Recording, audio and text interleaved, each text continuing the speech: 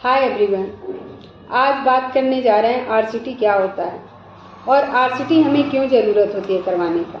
जब भी पेशेंट को दर्द होता है और वो दवाई लेता है, उसको आराम नहीं मिलता है, ऐसे में जब वो डॉक्टर के पास जाता है तो डॉक्टर उसे बताते हैं कि आपको आरसीटी करानी है। बहुत सारे पेशेंट ऐसे होते हैं जिन्हें समझ में नहीं आता कि आरसीटी क्या होता है और क्यों कराना ज़रूरी है, इसके बाद क्या केयर करना चाहिए। आज इन सारे टॉपिक्स पे आपसे बात करूँगी, बट उससे पहले आपसे एक रिक्वेस्ट है कि वीडियो को पूरा देखिए और अगर आपने चैनल सब्सक्राइब नहीं किया है तो चैनल ज़रूर सब्सक्राइब करें। वीडियो ज़्यादा से ज़्यादा लोगों को शेयर करें और लाइक करें। तो चलिए स्टार्ट करते हैं कि जानते हैं कि आरसीटी क्यों ज़रूरी है। जब भी हमारे दांत में दर्द होता है या फिर ठंडा गर्म लगने लगता है और हम दवा लेते हैं तो हमें कुछ समय के लिए, जब तक दवा हम खाते हैं तब तक केवल असर रहता है और उसके बाद से फिर दर्द शुरू हो जाता है। ठंडा गर्म बिल्कुल भी दांतों में बर्दाश्त नहीं होता है। ऐसे में डॉक्टर आपको एडवाइस करते हैं कि आपको आरसीटी करा लेना चाहिए। आरसीटी इसलिए ज़रूरी है कि दांत हमारे जो होते हैं वो 3 लेयर से बने होते हैं। अगर आपकी कैविटी ऊपर के लेयर में है तो बिल्कुल आपको पेन नहीं होगा, आप एक सिंपल फिलिंग कराएंगे, आपको आराम मिल जाएगा। लेकिन अगर इन्फेक्शन आपके सीधे पल्प में पहुंच गया है और वहाँ पे पस एक्युमुलेट हो गया है तो आपको बहुत ज़्यादा पेन होता है या फिर ठंडा गर्म लगना शुरू हो जाता है। ऐसे में आरसीटी कराना सबसे बेस्ट तरीका रहता है। आरसीटी से आपके दांत को हेल्दी बनाया जा सकता है, आपके दांत की जो दर्द है बिल्कुल जीरो हो जाता है। आज मैं लाइव आपकी बात पेशेंट से कराती हूँ और उससे बात करते हैं कि उसे क्यों ज़रूरी है, वो क्यों आरसीटी कराना चाहता है। हाय एवरीवन, आज हम लोग लाइव आरसीटी देखेंगे और आज पेशेंट से बात करेंगे कि उसको क्या दिक्कत है और क्यों वो आरसीटी करवाना चाहते हैं। तो आज हम बात करते हैं पेशेंट से और आप भी देखिए कि पेशेंट को क्या दिक्कत है। तो बताइए आपको क्या दिक्कत हो रही है। मेरा दांत मैम आधा ना खाली हो चुका है, मतलब हाँ। कि खाना फंसने की वजह से वो गल चुका है और गलने के बाद उसमें दर्द हो रहा है। काफ़ी टाइम मैंने फीलिंग कराई थी और फीलिंग कराने के बाद ना मतलब इसमें अब ठंडा गर्म पानी बहुत ज़्यादा लग रहा है। पेन तो नहीं हो रहा, बट जब कुछ खाता हूँ, कुछ दबाता हूँ तो और ज़्यादा पेन होता है। ठीक है, तो इसलिए मैं चाहता हूँ कि वो पेन खत्म हो जाए। ठीक है जी। इनकी प्रॉब्लम है कि इनके दांतों में बहुत ज़्यादा सेंसिटिविटी हो रही है। ये कुछ भी खाते हैं वहाँ पे फंसता है और दांतों में बहुत ज़्यादा पेन नहीं है, लेकिन जब भी ये खाते हैं उसमें पेन होता है। तो आज हम इनकी आरसीटी करने जा रहे हैं और देखते हैं आरसीटी के बाद इनको कितनी इससे राहत मिलती है। सबसे पहले पेशेंट जब आता है तो उसकी हम एक एक्सरे लेते हैं। एक्सरे लेने के बाद देखते हैं कि अगर इन्फेक्शन उसके पल्प में बिल्कुल इन्वॉल्व है पल्प, तो उसकी आरसीटी स्टार्ट करते हैं। आरसीटी करने से पहले हम पेशेंट को एक ब्लॉक देंगे।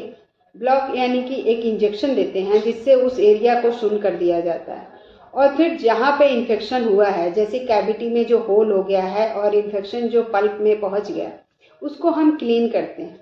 आरसीटी करने के लिए हम फाइल का यूज करते हैं और एंडोमोटर का यूज करते हैं। बहुत जगह हाथों से भी होता है, लेकिन वो काफ़ी रिस्की होता है, उसमें फाइल भी टूटने का डर होता है। लेकिन एंडोमोटर से जो हम आरसीटी करते हैं वो 1 टाइम आरसीटी होता है। इसमें पेशेंट के जो पल्प होते हैं, जो पल्प केनाल होते हैं, उसको उस चैम्बर को ओपन करते हैं और पल्प केनाल को में जो इन्फेक्शन होता है उसको पूरी तरह से क्लीन करते हैं और उसको इरिगेट करने के लिए, उसकी क्लीनिंग करने के लिए हम सेलाइन, हाइपो या फिर क्लोरोहेक्साडिन का भी यूज करते हैं। साथ ही हम ईडीटीए का या फिर डी पल्प का भी यूज करते हैं ताकि वो स्मूथली वहाँ का जो इन्फेक्शन है पूरी तरह से क्लीन हो जाए, जहाँ पे पस बना हुआ बिल्कुल सही हो जाए। और ऐसे में जब पहले दिन पेशेंट का ये ट्रीटमेंट होता है तो उसी दिन पेशेंट का ट्रीटमेंट पूरी तरह से कंप्लीट हो जाता है। सेकेंड मीटिंग में जब हम पेशेंट को बुलाते हैं तो उसमें हम उसको उसकी जो नस होती है यानी कि जीपी डालते हैं। इट्स मीन गट्टा पर्चा, जहाँ से हम जो केनाल ओपन किए थे उस केनाल में जो पल्प केनाल हमने निकाल दिया था उसी में जो हम आर्टिफिशियल नस डालते हैं।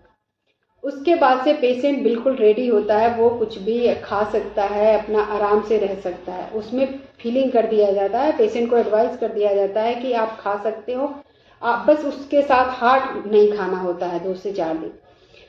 नेक्स्ट मीटिंग में पेशेंट की परमानेंट फीलिंग कर देते हैं और पेशेंट बिल्कुल जो होता है बिल्कुल फ्री हो जाता है, वो खा सकता है, उसके दांत बिल्कुल हेल्दी हो जाते हैं।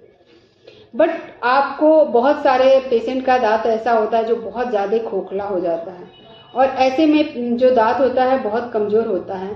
तो इस कंडीशन में हम पेशेंट को एडवाइस करते हैं कि उन्हें जो है कि दांत में कैपिंग कराना बहुत ज़रूरी है। अगर वो कैपिंग नहीं कराते हैं तो दांत फ्रैक्चर होने का डर होता है, क्योंकि दांत ऑलरेडी कई वॉल टूट गए होते रहते हैं और दांतों के जो गड्ढा होता है बहुत बड़ा होता है और उसके बाद से आरसीटी होती है तो दांत बहुत कमज़ोर होता है, उसको किसी तरह बचाया जाता है। अगर आप कैपिंग कराते हैं तो ऐसे में आपका दांत काफ़ी स्ट्रांग हो जाता है और आपके दांतों की जो लाइफ लाइन है वो काफ़ी बढ़ जाती है। आप उसको अगर अच्छे से केयर करते हैं, जो भी आप खाते हैं उसको अच्छे से साफ करते हैं, सुबह शाम ब्रशिंग अच्छे से करते हैं, सॉफ्ट ब्रश यूज करते हैं, तो यकीन मानिए कि आपका दांत काफ़ी स्ट्रांग हो जाता है और फ्यूचर में उसमें पेन होने के चांसेस बिल्कुल जीरो हो जाते हैं और आप कुछ भी खा पी सकते हैं बिल्कुल फ्री होके। उस दांत में कोई भी पेन नहीं होता। आई होप कि मैंने ये जो भी आरसीटी का प्रोसेस आपको बताया है आपको समझ में आया होगा और आपके मन से अब ये डर निकल गया होगा कि आरसीटी क्या होता है और आपको इससे हेल्प मिलेगा। आपको अगर कोई भी डॉक्टर अगर आरसीटी करने को कहते हैं तो आपको समझ में आएगा कि आरसीटी आपको कराना क्यों जरूरी है। वीडियो को लाइक करें, शेयर करें। Thank you.